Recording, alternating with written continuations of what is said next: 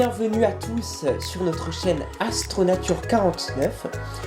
Alors, dans le contexte des éphémérides du mois de mars 2021, nous vous invitons dans cette émission à la pratique de l'astronomie amateur et de l'observation.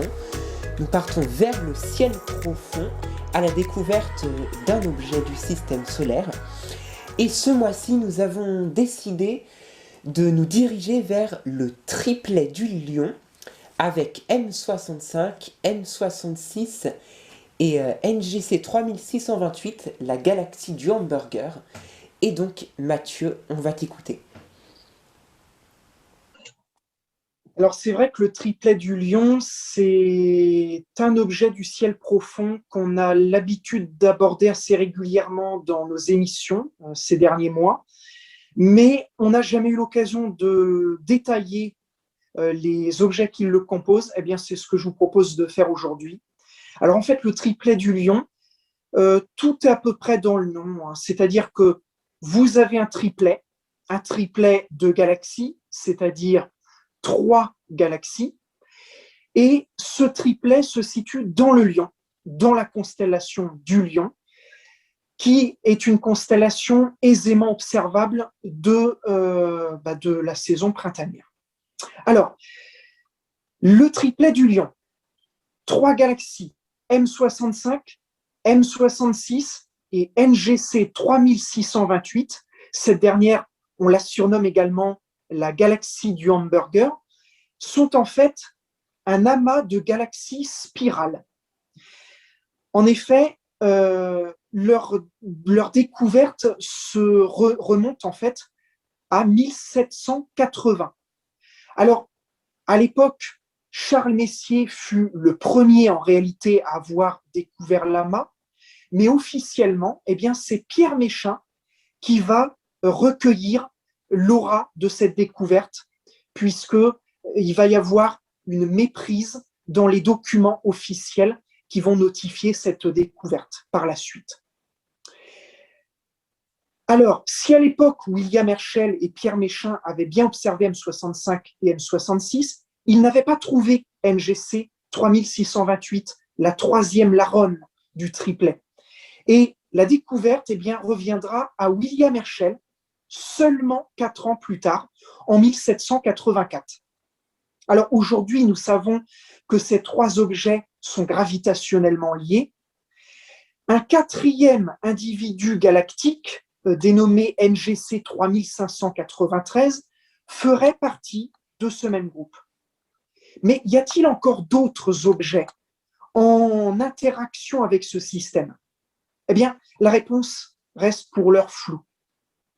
On soupçonne néanmoins les galaxies M95 et M96, qui ont déjà un groupe défini à part entière, d'influer au moins indirectement sur le groupe de M66. Mais les 2 groupes n'en formeraient-ils qu'un seul ? Eh bien, difficile à dire pour l'instant, même si l'on sait que le triplet du Lion et le groupe M95, M96 sont physiquement proches l'un de l'autre. Du trio, M66 se fit particulièrement remarquer puisqu'on y observa pas moins de 5 supernovas en 1973, en 1989, en 1997, en 2009 et la dernière en 2016. Celle de 89, la plus brillante, était de 12e magnitude, inobservable dans les petits instruments d'amateurs. En 2013, une autre fut découverte dans la galaxie M65. Alors, toutes les 3 sont des galaxies spirales, mais chacune vue sous un angle géométrique différent. M66 est plutôt ouverte, alors que NGC 3628, la galaxie du hamburger, est vue par la tranche.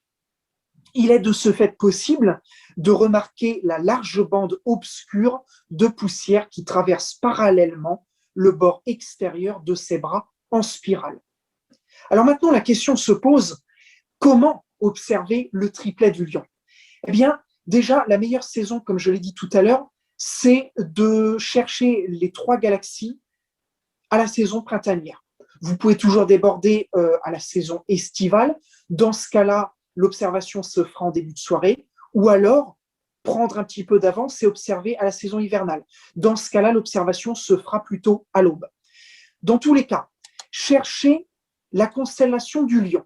Alors, à la mi-mars, en plein milieu de la nuit, donc dans les environs d'1 heure du matin, c'est pas très compliqué, la galaxie du Lion se situe au-dessus de l'horizon sud. À partir de là, eh bien, vous avez donc plusieurs étoiles qui composent la constellation du Lion. La plus brillante et la plus connue, c'est Régulus. En se déplaçant vers l'arrière de la constellation, vous avez une autre étoile assez brillante. Il s'agit de Denebola. Et entre les deux, sur un segment qui lie Régulus et Denebola de la queue du Lion, eh bien, vous avez l'étoile que l'on appelle Chertan. Cette étoile-là constitue la patte arrière du Lion. Et en descendant un petit peu dans la patte arrière du Lion, très légèrement en dessous de Chertan, eh bien, vous tomberez assez facilement sur au moins une des 3 galaxies du triplet du Lion. Mais alors, dans ce cas-là, sachez que les 2 autres ne sont pas bien loin. Alors, aux instruments, qu'est-ce que vous pouvez voir? Alors, aux jumelles, vous pourrez éventuellement les observer. Mais alors, il faudra quand même de bonnes conditions et aussi une paire de jumelles assez solide. Sachez que la magnitude apparente de ces 3 galaxies est de plus 8,9 pour M66, c'est la plus brillante des 3. Ensuite, vous avez M65 avec une magnitude de plus 9,3 et la galaxie du hamburger, NGC 3628, qui a une magnitude de plus 9,48. Donc, c'est théoriquement observable aux jumelles. Ceci dit, ça va être assez hardcore. Préférez un petit instrument astronomique, une petite lunette ou un petit télescope. Et dans ce cas-là, eh bien, vous pourrez commencer à mieux détailler les galaxies. Sachez que dans des petits instruments, vous ne verrez que des taches floues et laiteuses et assez petites aussi. On est sur un diamètre apparent qui est de l'ordre de 13 secondes d'arc pour la galaxie du hamburger, qui est la plus grande visuellement sur la voûte céleste. Ensuite, c'est M65 avec 9 secondes d'arc de diamètre apparent et M66 qui est à peu près la même taille que M65. Cela dit, dans la réalité, eh bien, NGC 3628 fait 146 000 années-lumière de dimension, donc c'est presque 50% plus grande que la Voie lactée. M65, elle, a quasiment la taille de la Voie lactée, 105 000 années-lumière, et M66, un tout petit peu plus petite, 88 000 années-lumière. Alors, dans un instrument de 100 mm ou 150 mm d'ouverture, eh bien, vous commencerez à distinguer le noyau brillant du pourtour un petit peu plus léger du reste des bras spiraux. Et vraiment, dans des grands instruments, au-delà de 100 mm d'ouverture, vous pourrez peut-être commencer à distinguer les bras spiraux à proprement parler. Cela dit, évidemment, l'avantage reste à ceux qui font de l'astrophotographie, où là, peu importe l'instrument, vous pourrez vous détailler le trio comme vous le souhaitez. Sachez également que j'en ai pas parlé, mais NGC 3593, qui fait aussi partie du groupe du triplet du Lion, n'est pas très loin non plus. Donc, vous pourrez tomber dessus assez facilement. Cela dit, il faut un instrument un petit peu plus performant, puisque là, je crois que sa magnitude approche de 12, il me semble, entre 11 et 12.